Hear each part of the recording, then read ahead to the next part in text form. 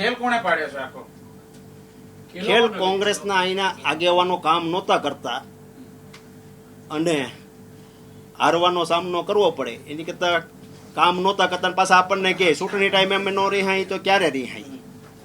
આગેવાનો એવું કે ચૂંટણી આવે ત્યારે તમારે રિહાવાનું હોય ત્યારે જ અમને બધા બોલાવે, બાકી તમારે કોઈ બોલાવે નહીં એવું કહેતા હતા. કોઈ કામ નથી કરતા. કોંગ્રેસ પાર્ટી અમને કે બૂથ આપો અને અહીંયા બૂથ અમે તૈયાર કરી તો એનો વિરોધ કરે, એની પાસે બૂથ નહીં લેવાના. એ બધું આ સમસ્યા નડતી હતી અને બધા થાકી ગયા હતા કે ભાઈ આ કોઈ કામ કરતું નથી. એટલા માટે મને બહુ સમજાવવામાં આવ્યું. મેં કીધું આપણે કંઈ કામ કરવાનું થતું નથી કે આપણે લડવું નથી. તમે ના પડી ગયો. મેં કીધું નહીં, આપણે હવે ટિકિટ આપી છે લડવાનું છે. એટલે આપણે રાખી હતી. પણ એ પછી હું મારા કામમાં હતો, સભામાં હતા ને અહીંયા એને ખેંચી લીધું. નિલેશભાઈ, ભાજપમાંથી કઈ વાત આવી છે સામે કે નિલેશભાઈ સામેથી પ્રપોઝલની ઓફર લઈને આવ્યા હતા એટલે અમે એક્સેપ્ટ કરી. કોણ કહે છે તમને?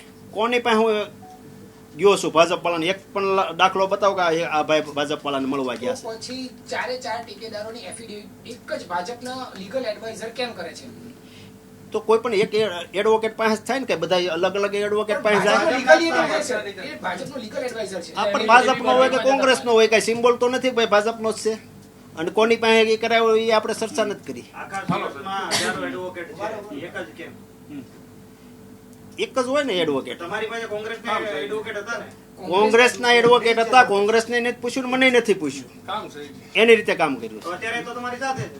અત્યારે અમારી સાથે છે.